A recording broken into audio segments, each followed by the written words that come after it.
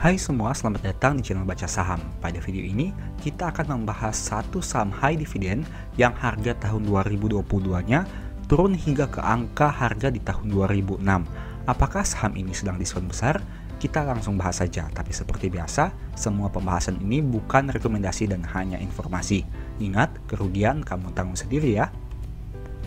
Nah, saat ini kita akan membahas saham AALI. Teman-teman bisa lihat bahwa harga saat video ini dibuat berada pada harga yang sama di tahun 2006. Kita masuk kepada bisnisnya. PT Astra Argo Lestari merupakan perusahaan yang bergerak dalam bidang pertanian. Seperti yang teman-teman tahu, saham AALI ini merupakan anak usaha dari saham Astra International. Untuk detail selengkapnya, silahkan teman-teman baca pada tampilan berikut ini. Kita masuk kepada pemegang saham. 20,3% saham dimiliki oleh masyarakat dan mayoritasnya masih dipegang oleh pengendali perusahaan. Kemudian kita bahas dari probabilitas setiap bulan. Teman-teman bisa lihat di sini bahwa saham ini cenderung bergerak naik di bulan Oktober dengan probabilitas 78% dan mereka cenderung mengalami penurunan di bulan April dan Mei dengan probabilitas 22%. Saat video ini dibuat, harga saham di tahun 2023 masih naik 1,8%.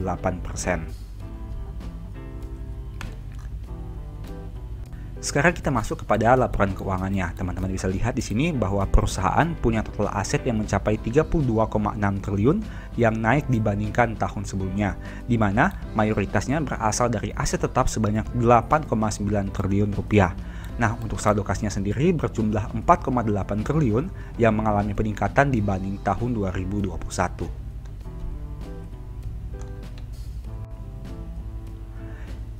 Nah, jika kita membandingkan saldo kasnya sebanyak 4 triliun dengan total liabilitas 10 triliun, artinya perusahaan butuh sumber dana yang lain apabila ingin melunasi seluruh hutangnya, di mana mayoritasnya berasal dari hutang jangka pendek yang akan jatuh tempo kurang dari 1 tahun.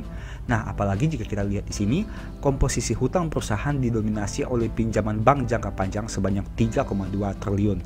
Artinya, tentu hal ini akan berpengaruh pada biaya bunga yang harus dibayarkan, di mana akan menjadi semakin lebih besar. Bagaimana untuk ekuitasnya? Perusahaan punya ekuitas sebanyak 21,1 triliun yang naik dibandingkan tahun sebelumnya, di mana mayoritas berasal dari saldo laba yang belum dicadangkan dengan nominal 16,1 triliun rupiah. Sekarang kita bahas untuk laba ruginya. Teman-teman bisa lihat di sini bahwa pendapatan bersihnya turun dari 18 triliun jadi 16,5 triliun. Begitu juga dengan beban pokok pendapatannya yang mengalami penurunan.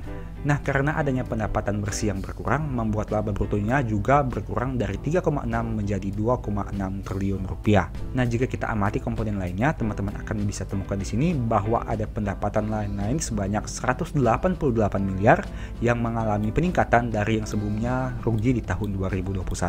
Dan hal itu akan berdampak pada laba periode berjalan. Meskipun kita lihat di sini tidak terlalu signifikan karena labanya tetap mengalami penurunan dari 1,4 menjadi 1,2 triliun rupiah. Kita masuk kepada EPS-nya. Teman-teman bisa lihat historical EPS perusahaan cenderung fluktuatif, di mana pada tahun 2022 mengalami penurunan jika dibandingkan tahun 2021. Tapi kabar baiknya, kinerja di tahun 2022 ini lebih baik dibandingkan tahun 2020 dan 2019. Kita masuk dari aspek dividen. Saham ini cenderung membagi dividen 2 kali dalam 1 tahun, di mana pada tahun 2022 membagi dividen pada bulan ke-4 dan bulan ke-10. Dividen yang ditawarkan sekitar 5,6%, PER-nya 9,7 dengan PBV 0,7 kali, yang berarti dengan modal per lembar sebanyak 10.900, saham ini dijual lebih murah dengan angka 8.100. NPM-nya 7,3 dengan ROE 7,6, angka yang bisa dikatakan tidak terlalu menarik.